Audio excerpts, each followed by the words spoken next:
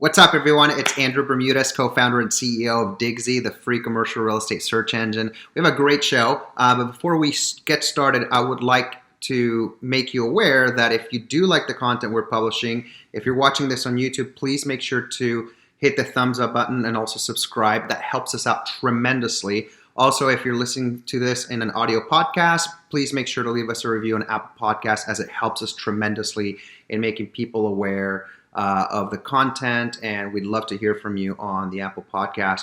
Hopefully all of you guys are safe and sound in your homes while we go through this troubling time. We wish your families the same. We have a great episode today with the founder of RiverRock Real Estate Group, a tiny little company that grew very, very quickly over the years. And I've known John Combs, the founder, for many, many years, and we're going to learn some amazing stuff. We're also going to learn, for all of you commercial real estate professionals, you may find a little nugget of why, if you're a broker or a professional, you should be talking to property managers, because they can actually get you more listings and even help you get more tenant rep clients. So with that being said, here we go to get started. Don't forget to hit the thumbs up button and hit the subscribe button and leave us a review on Apple Podcasts, please. Okay, getting started. Hello, everyone. It's Andrew Bermudez, co-founder and CEO of Digsy, the free commercial real estate search engine. I'm joined by my co-hosts Bucky and Natalie Wainwright. Bucky, where are you from? I'm from Minnesota. And what do you do? And what's your company name? And what else? I'm a commercial real estate agent with Realty Growth Incorporated, small boutique firm based out of Rochester, Minnesota, home of the Mayo Clinic. And I like using social media in an industry that is not using social media to the level they should. Yeah, what he said. What about you, Natalie? I'm Natalie Wainwright. I'm with Logic Commercial in Las Vegas. I'm an exclusive tenant rep. Well, awesome. And we got our wonderful and amazing, I've been trying to get him on this vlog podcast, audio, video podcast that we've been putting out. Everybody just like, we deliver it in any way, shape, or form we can do. John Combs from RiverRock Real Estate. I've known this guy for over 12 years. John, tell us about yourself, and thank you for being here. Well, I hope it didn't take the coronavirus to get me here, but it sure was convenient to do this from home today. My name is John Combs. I founded a company called RiverRock Real Estate Group. We are a 30 million square foot managed portfolio of office, industrial, and retail on the West Coast. Looking for new markets. We're in all throughout California and Arizona right now. And I have 130 great professionals that help me achieve and exceed clients' expectations. And we're just really pleased with, in 16 years, we are at this level. I remember when I started the company, a good friend who was a broker, had his own brokerage firm, said, "You're nuts to start this business, because look at this map, a stereo map of Orange County. Most of the properties are owned by institutions that manage their own buildings. What are you going to do?" And it somehow encouraged me to, I was picked last in PE. So it encouraged me. I love challenge. I don't see rejection ever. And we were able to be best in breed and grow in spite of the demands and challenges of, self-managed properties. And at the time, it was a market just about like now, where it was so frothy that no one kept their buildings, they were selling them. And I've always said that property management is a counter-cyclical business. So in a down market, we do better because clients are looking to the right of the decimal point, not the left. And in a frothy market, they want to sell, flip, invest, and flip quickly. But when it gets tough, they want to keep their tenants. They want their tenants to pay their rent. They want us to try to command, operating expenses that are very favorable in the marketplace. And so we become super important. So we always grow in a down market. So while I don't ever pray for one, when it happens, I'm one of the few people that's excited at the dining room tables. Oh, man. And what is your background, John? I'm the only person I've met that took a property management class in college. I went to SMU, third generation, and I was in the real estate program there. And I took a property management class. And I'll never forget, the instructor said on the final, he wrote me a note. He said, I'm going to give you a passing grade, but please don't get in this industry because you misspelled tenant with 2 N's. And you need to know how to spell tenant. So then I was panicked, and here I am years later running a huge real estate company. But I do know how to spell tenant, although we call them customers and clients now, not tenants. Oh, that's awesome. I love that. I love that you even think of the tenants that way. That's actually pretty awesome. Like, for example, at our company, we don't call each other employees or my CEO or anything. We call each other partners. And that's how we want people to feel, because it just puts a way to running the company and the culture in a different perspective. So That's I awesome. love We that. call our employees rock stars, and our training class is called Rock You. And Bucky, you like that? I like it. Yeah, it's awesome. And we just try to play off of the RiverRock theme, and it's fun and lighthearted, but it's also we have the programs we need to compete with the global companies, which is quite interesting when you're on a competitive platform like we are, being a privately held, regional company, trying to compete for the big accounts with these big global companies. But we're doing our job, and I appreciate it. So in your background, you were in Insignia. So tell us a little bit about that, because Insignia was actually a well-known company as well, and they got acquired as well. So you were over there. So tell us a little bit about, okay, you took this class in college, then what'd you do, and how'd you land at Insignia, and then, how you made the transition into RiverRock. Sure. So in college, I had a property management class, and you had to intern. So I interned at a big development company based in Dallas at the time called Vantage. They're no longer around. But I was probably one of the only male workers in property management, and I was certainly the only one who had a graduate degree. So I got shot up in the corporate ladder, and as the economy went really, really down, I looked at what were similar risks but greater returns. And I do that in key points in my career and with the company. And I'll talk about that later on. But so I decided that I really love California, and my ex-wife at the time's family lived here. So we moved to Orange County, and I went to work for John O'Donnell. We built John O'Donnell's company to from 6 million feet to 24 million feet in 6 years, and sold it to Insignia. Insignia was in the apartment management business. They had 300,000 apartments. They were huge, but they had not done commercial. So we were their first commercial acquisition. And I was the only executive and partner at O'Donnell that went to work for Insignia. And 6 years later, and 30 acquisitions later, I was leading nationally the property services and management and leasing business, 300 million square feet. Obviously, if we got one more square foot, I had not managed or run a company that big. So clearly, they wanted to get a return on their acquisitions, and so I kept getting promoted up. And then 16 years ago, CRE bought Insignia, and that's when I started RiverRock. I was thinking about starting a union for property managers, because at the time, through all the those transactions, I saw that no one in property management had any rights. Or the janitors had unions, the engineers had unions, the guards had unions, but no one in property management. We were very vulnerable. And I didn't like that. So I started thinking about starting a union for property managers to give them the rights that I felt, was adequately deserved. But then I realized it was crossing one of my tenets in running a business. And that is, whenever you make a change in your career, you want to lever it up. You want to take whatever you've done to that point and then lever that into something else. It can be a different platform, but you've worked too hard to get those relationships to then go against them. So I said I would be very popular with my peer group in property management if I started this union, but all those clients I'd worked so hard for all those years to get would hate me. And why would I do that? So that's when I came up with the idea of starting RiverRock, because I wanted to start a company that gave our staff, our rock stars, the rights that they deserved, but without the union. So the clients are happy because they hate turnover. They want staffs that are loyal to the properties and what their goals and objectives are. And I don't have any turnover. We were rated best company to work for the past 9 years of entering. And that's one of the key performance indicators I have for this whole business of all these people and this huge payroll, is that I want to be the best company to work for. And we work really hard to do that. And it changes. What you wanted 6 years ago from your firm is very different than what you want today. And so what we're finding is we have this multi-generational platform of people all wanting something different. And what they wanted yesterday and they were really happy about that we could win best company for, guess what? Next year they want something different. So we have to really be in touch, really listen, really contemplate what they're asking for or what they now need. And the biggest lesson learned is if we don't agree or we can't perform to what they're needing. We tell them why. And I found most times people, if you tell them why there's a reason, they not be thrilled about the solution, but at least they know why it was arrived at where we went. So we are really fortunate to have happy people. I think happy people get better service. And that's kind of one of our mottos. That's pretty awesome, John. So I got a question, and I want to angle it especially for the commercial real estate professionals that listen to this podcast.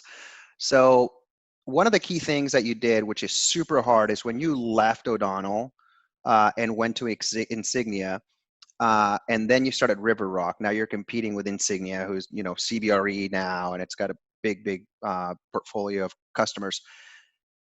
How are you able to grow in such a competitive industry? Because I think, you have brokers out there on the tenant rep side trying to break into big accounts, right? You have, everybody looks at a broker and thinks they're commoditized. Everybody looks at a property management company or a property manager and thinks they're commoditized. Like, how are you able to break through and win accounts from that? And this can be even for listing brokers who are trying to break into an institutional landlord or more of a larger, like, how do you not even differentiate yourself? Like, how were you able to start a company from scratch? I'm sure you already had some relationships, which that helps, but how were you able to, go in and win these institutional landlords and win business that when you're just brand new, essentially? I have a funny story to tell you. Whatever you are as a company, you have to learn how to overcome objections or obstacles, right? And we all have them. If you're a global company, you have to convince the client that you're global, but they're really important to you. And you're going to service them. They're not going to get lost in the big sea. When you're a startup, you have to convince people that you have the infrastructure and the wherewithal to not only establish a business, but it's sustainable. It will continue forward. It's not going to go under in the next year or two. And every big institutional owner, there's a committee that has to approve, right? So they might want to hire RiverRock, and the committee goes, "Isn't that a casino in Northern California? Or is that Rockstar the drink? What RiverRock? Who is RiverRock?" And so it took. I always say that you have to tell 3 people 3 times a day about your company, no matter what year you're in or how old you are or how big it is, because there's people out there that don't know what you are. So I feel like that I built it first. I put $1 million of my own money into the infrastructure, the accounting, the senior team. And I hate to say we built it and it would come, because I didn't know if it would, but it did. And it took friends who knew that we were committed to this and trying to create an environment that would really service their properties better than anyone else. I've always said that in our business, it's almost like a personnel business. We have to find the right property team, including leasing, that has similar parallel experiences to what that property is experiencing or is challenged with. And while the world is not level and playing field, if you can get the best team on site, you're going to win it. And so that was our approach. We were going to customize it. We weren't going to be a number. Our executives were going to stay involved. They didn't just sell the business and then go to the next opportunity. We don't have salespeople. And we're broker neutral. We don't have brokerage. We work with all brokers. We're not a threat to them. They don't have to worry that we're going to try to get in their clients' business and take business away from them or get rid of them. They know that we will help them, support them, because we need the property to be successful. It's a much more holistic approach. Whereas these big global internal teams, many times they're meeting each other outside the door of the client's office. I mean, they don't work together. They're just assembled together for a pitch. And we just really are able to show that we have this esprit de corps. And it's a really great relationship with all these brokerage firms around. They can be one-off guys. They can be, big global platforms. And what we're finding interesting is some of these big global platforms, they're not comfortable recommending their management staff. And they don't want to recommend them and they get fired on the management and the listing agreement. So they'll bring in us as best in breed for property management. We're not a threat. We're there to make them look good. And we certainly will reward them if we win an assignment. So I think that that's been most of the, things that I've learned is you have to have best owned staff. You have to have executive leadership and involvement. You have to build the infrastructure so that you're a safe bet. And it takes friends and client companies to rally you on so that you can pass those committee tests. And I want to end with a quick story on that one, in that my very first pitch was an Israeli offshore investment company who had a local U.S. correspondent looking to find a management company for them. And it was my very first pitch. And we went through all the questions, and I have this classic question at the end. It says, is there anything that I can answer that you haven't asked me that would convince you to hire us? You know, when you have children that you ask those questions, you go, what question would I ask you? You know, I want the answer that I haven't asked you yet. Go on and fess up what's going on, you know? So she said, well, we only do business with people whose names are on the door. And I don't know how I pulled this rabbit out of the hat, but I said, well, you know, I was going to call it Combs Commercial Property Management, but I didn't know if people would want to do business with P. Diddy. So I named it RiverRock. And she laughed. She said, we can move on now. And I won the assignment. Shocking. I won it. That's awesome. How are you?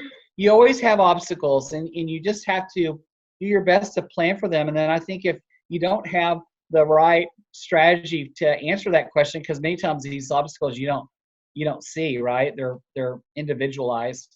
You just have to be honest. And I always say, after I answer a question, if I'm a little unsure about it, I go, did I answer your question?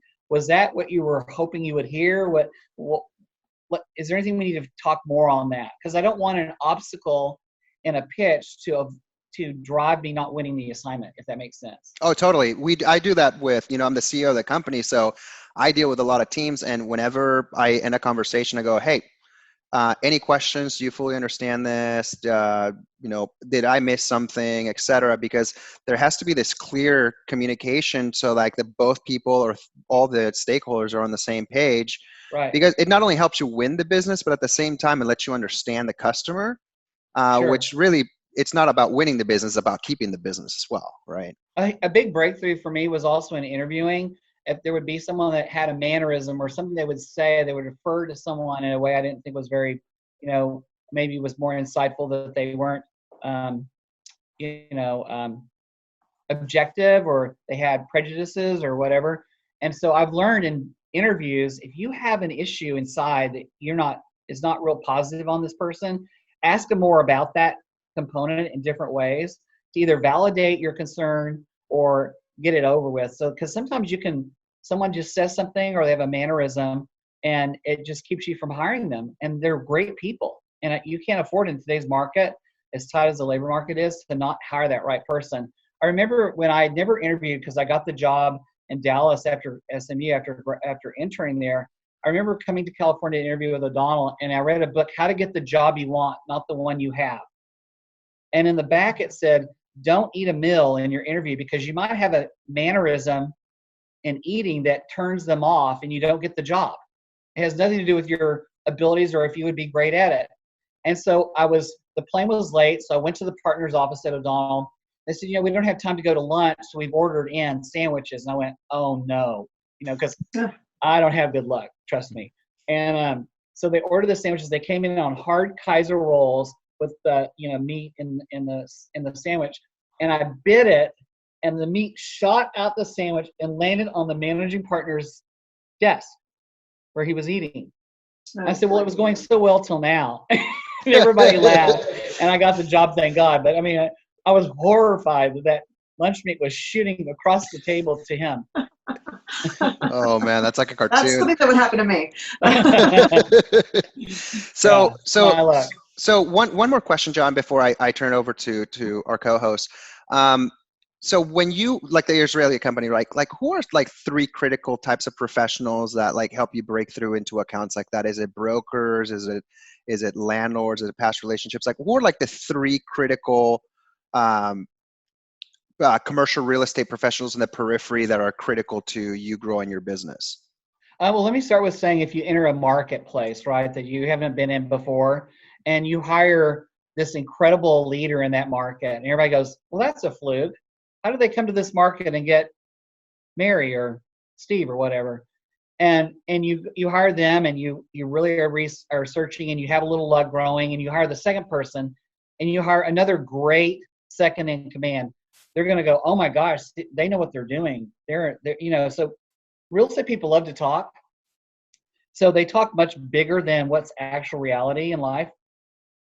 And I think that what we have to do is we have to, and the most difficult person in this whole scheme is the broker, because the broker has a lot to lose. If they have a relationship that they have had that listing for years, they don't want to disrupt it, right? And so they ought to be super careful and either recommending or winking to the client that they think that there's a good manager or a good management team, but they want the best for the client, but they want to be sure they're not hurt, right?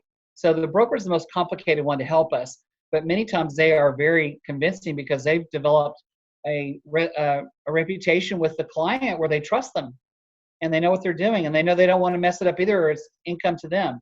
So the broker is a key component in this. And most people, I think if you ask them, well, what's the most surprising thing about RiverRock in the past 16 years? They would say, well, that they grew so big with that brokerage.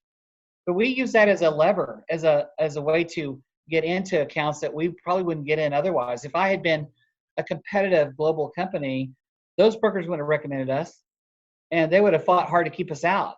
So I think it really, really did help us. Our weakness became our strength.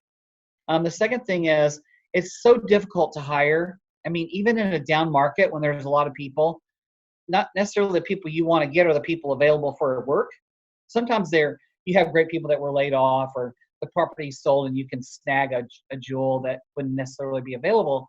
But for the most part, in an up or down market, it's so hard to find the right people. And so one of the things that's really helped us in that is by winning this best company. Everybody knows it. It's the first time we differentiated from all our competitors that are commoditized. And I think that really helps us recruit.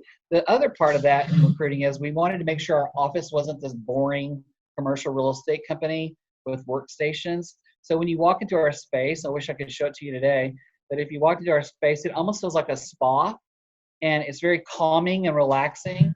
And it's a place where we can meet people, greet them, and recruit them. And people always comment on what an amazing space this is. It's not expected.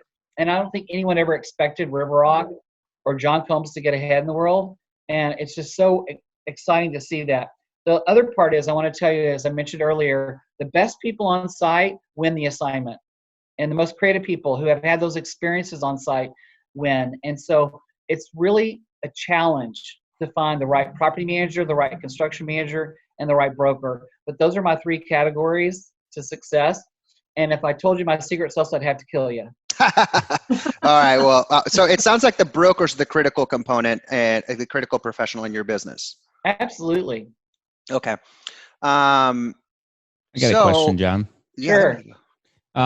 With the current climate, what are the three biggest challenges you're seeing for your company and in today's era of where we're at? Well, the coronavirus,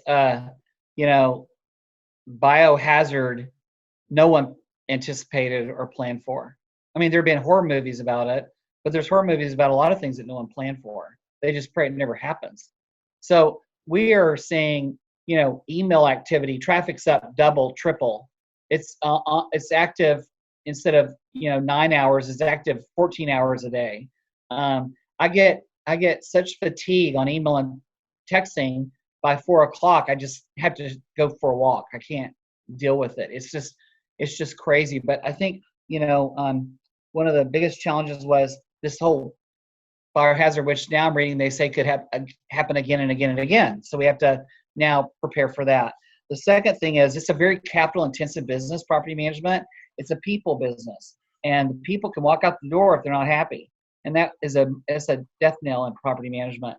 So finding people and keeping people and having the capital to invest in people is critical. And so I think that would be a big part of it. And then lastly, if you're growing and you're a successful company, which growth is one of the components of, I think, causing, measuring success, you have to have leaders that can move up, because we like homegrown. We can teach them how to do it our way, but we want to help them. We want them to stay.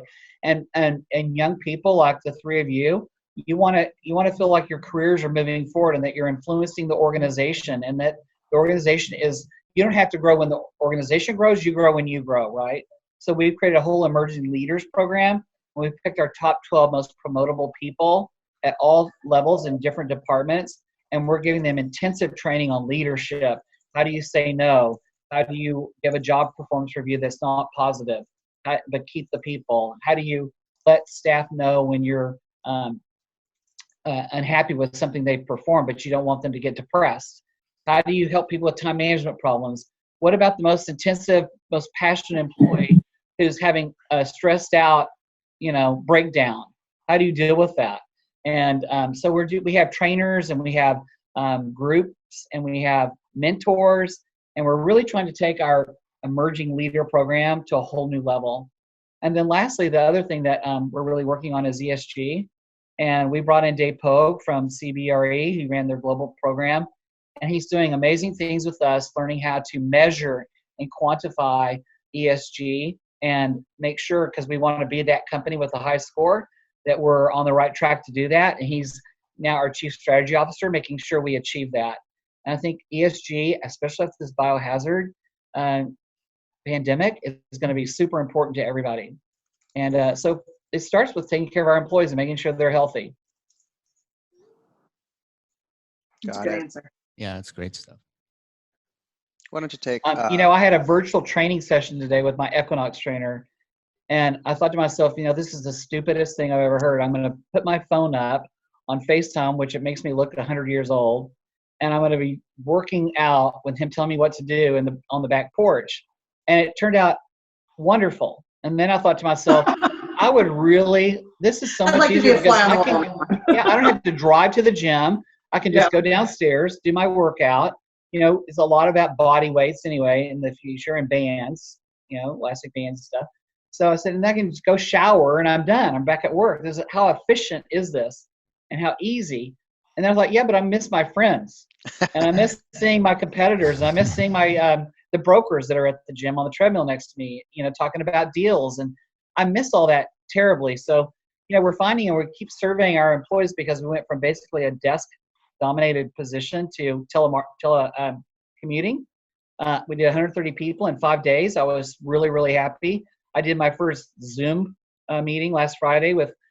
Tomorrow we have our all employees dialing for the first time in. We're having a funny hat day, and gonna do a contest on that and see if everybody can get zoomed in. That's a good idea. With different age groups, some people know how to do it and some people don't. And so it's been really interesting to watch us all stretch a bit on that. But I try to be really involved on social media, and I only do it because it helps us recruit. Yeah, that makes sense. Seeing the leader. Yeah. It's amazing on social media how you can go see someone you haven't seen in 5 years, and they know all about you. You're just like, how do you know that? Yeah. Well, I'm following on LinkedIn, or I see you on Twitter or Instagram. I'm like, oh, that's awesome. With the professionals that you're working with in your team now, what are some things that you see are needed for improvement? Where can young professionals, or just people that are trying to climb in the company, where can they improve? The thing that makes me the most angry, and I try to tell everyone this all the time, they still do it, is we want people that other people want. Does that make sense? Why would I want a team that no one wants? I mean, I'm in the business of selling those teams to property owners to be put on their properties. So we want people that other people want. And if you're recruited by somebody, which is a wonderful, it's good for your ego, it makes you feel good, and it's kind of a check-in on how's my career doing, right? And am I marketable? And so I encourage people to go on these interviews, but don't accept a position without talking to us first, because I'm not a mind reader, and I have no idea if you're thrilled or not, but I know we have plans for you, but I haven't gotten to you yet to tell you, or I've been waiting for this to happen in the company to tell you where you're going next. This is why we decided to do this emerging leader program, because we had people we wanted to be sure knew we wanted them, they would get promoted, and they were being watched and tapped, and they had to perform, right? Yeah. So I hate it when someone accepts another job and then comes in because you're already emotionally drained. You're lawyer, you wouldn't work with us, but you're drained by making that guilty decision to leave and having to come tell us, and know we're going to freak out because we love you, right? And then I have to neutralize it and try to convince them, and it's probably 9 out of 10 times I would do this, but convince them why they should stay. Then it's a whole emotional journey to come back to being neutral, make the right decision on should I go or not. And it's really, it puts us at a huge disadvantage. But the most important part is, if you've worked so hard at a company and you're really good, that's why other people want you. Check it out with the company you're at before you go obligate to leave them. And so this is this lever up thing I'm talking about, you know. So sometimes people are given opportunities that we just know it's right for them now. We don't have it available. It's time for you to go do that. Maybe you can come back. And sometimes the boomerang, they do come back, which is awesome. They go get that experience. They want to come back to our firm, but they come back at a higher level. Some people, we think it's not the right opportunity. Don't take it. Let us tell you why we don't think you're ready. And sometimes there you go, their spouse tells them, you know, money tells them, but that's completely different. Well, John, kind of in the same vein, what about when you're working with brokers and other people? What are a couple of your pet peeves when you're working to get that deal done or get that listing or, you know, whatever the case is? I think that if people would just tell you the honest truth and not what you want to hear, it's much better. And it's okay to understand what the client wants. I used to say we were hired for our opinions, and now I say we're hired to make the client's opinions work. Does that make sense? So it's he who can execute what they want. And I think a pet peeve for mine is if someone tells you what they think the owner wants, but they're not in touch, the owner doesn't know. That's a huge pet peeve of mine. The other is we all have weaknesses. And I don't know about you guys, but when I do reference checks, I keep going till I find the weakness. I mean, I don't want all the good stuff. I want to know what the things are that person could improve on, right? And we all have those. And people that don't see their weaknesses or won't articulate them are not, to me, trustworthy, and I don't want them. I mean, I've told you all some of my weaknesses just now. I mean, we all have them. That's part of life, and then you can manage through that. And so what I find is some of the people that we interview from the big companies, it's so political, and they're so afraid to make a mistake, and they're so afraid to be transparent. And I think you're only as good as your last mistake. So, you know, I just want you to be real, and I want you, when you make a mistake, to get it up to the top level as soon as possible so we can help you, you know, get out of it or fix it. That's nice. I've never had a client, and when I made a mistake, call them and say, I made a mistake. I'm so sorry. Here's what happened. Here's my ideas to make it better. I've never had a client go, you're fired. I mean, they're like, well, thank you for telling me. Thanks for thinking it through. I like your idea or I don't. Here's what I want you to do, right? So I just think you got to be honest in this world. And if you can't be, you're in the wrong company, wrong firm. Sure. Yeah. And pet peeve of mine is people that don't have enough confidence in themselves to say when they're in over their head or they don't know what they're doing or, you know, they got it covered. I'll give you an example. I don't know how to do Excel. I know how to read Excel spreadsheets, but I don't know how to prepare Excel. And when I have to hire people that need to know Excel, I go, do you know how to do Excel? And I mean, do you really know how to do it? Can you open your computer and do a spreadsheet right now? And when I ask them twice, a lot of times they go, no, I'm not really that proficient in it.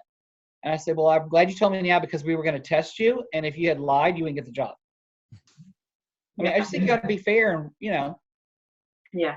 So that's why we do pre-testing now, because some people think their opinions of themselves are much higher in their abilities on Excel than they really are.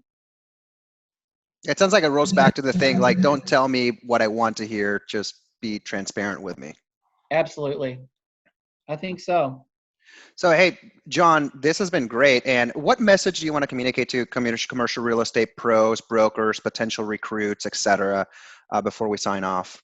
We are so easy to work with, and we need really great, talented people in all areas of commercial real estate. If you're interested in coming to joining us, I always ask questions. What do you need to be successful? What do you need from me? And how long do I have to wait till there's a return on that money? And I really believe that anyone can come join us with their passion and be successful at it. I also think that we're refreshing, and that if you want to have an environment where you're supported and you can be yourself, and it doesn't matter what diversity you feel you have, we're the right spot for you. And we're there to service that client, and we want to be the best company in our markets.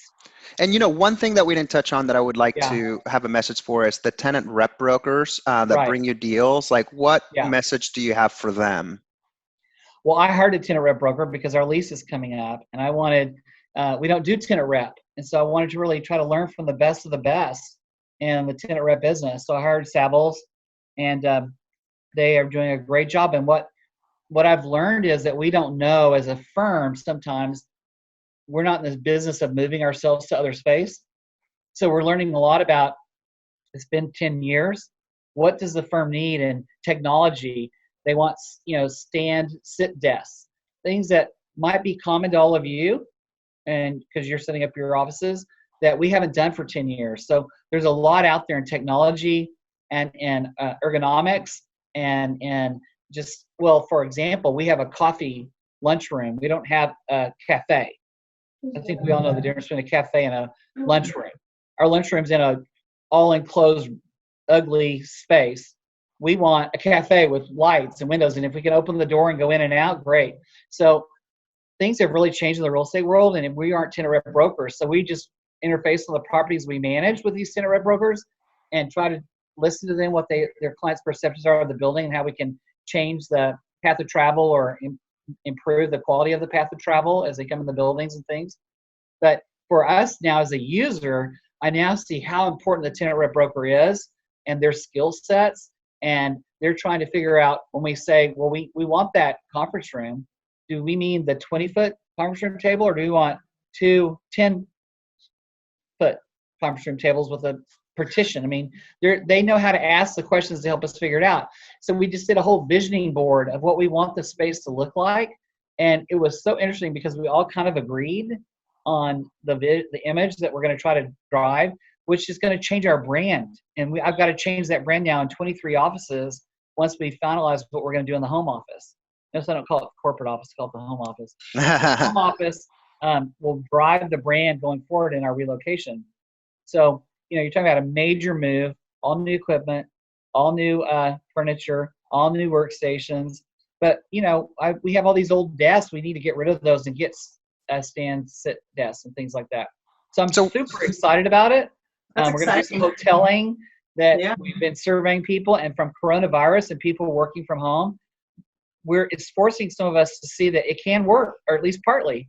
And these tenant rep brokers are all trying to figure out the psyche of the user today. And it's evolving every week in the past 3 weeks, I can promise you. And there's all these theories about, like I said about my Equinox trainer, people miss the people. They're going to want to go back to the offices. They thought they wanted to work from home, but maybe only a couple of days a week. But there's people, like Natalie said, I've got 2 kids here and a dog and a cat, and I don't want to work here anymore. I want to go back to the office every day. So get me back it's all over to the board, office, right? guys. Huh? I'm going crazy. Yeah. See, so it's all over the board, and whatever it is today, in 3 weeks, it's going to change. We're all finding out about ourselves doing this, and what works and what doesn't. And so I can assure you that of 130 employees tomorrow on our Zoom, which I didn't even know what Zoom was until a week ago. 130 people dialing in on Zoom is going to be quite interesting with our multi-generational workforce. And I'm excited about it. I think it's going to be fun. And I've had to have our brand manager call every person to make sure they're set up, whether it be their phone at home or their workstation or whatever they have. And we only had 3 people out of 130 that didn't have computers at home. I was still shocked by that. I thought there would be none. I thought everybody had a computer at home. That's interesting. So we're learning a lot. Yeah. That's so Great awesome. question. So how can people get a hold of you, John? And is it LinkedIn, Twitter, email? All of it. Website. All of it. LinkedIn, Twitter, email, Instagram. What's your handle, John? John Combs, COMBS, CRE. I'm going to look for you right now. Thank you. Join it. And I think I have 3 followers. And I'm not like Bucky, but I want to be Bucky when I grow up. That's awesome. I know. I want to be Bucky too. He's amazing, isn't he? Unbelievable. Are you going to share all the handles and everything at the bottom of the video so people can? Yeah. So all of you watching and listening, in the comments, there's at least on YouTube, find the YouTube video, and we'll have all of the information so that you can connect with John and his organization, RiverRock. Thank you so much. And I do hope you all be safe and well. It's a very interesting time. Thank you for that, John. We really appreciate it. Thank you for joining us. Bucky, Natalie, great questions. Thank you all. Really appreciate it. And catch you soon. Bye-bye. Bye, guys.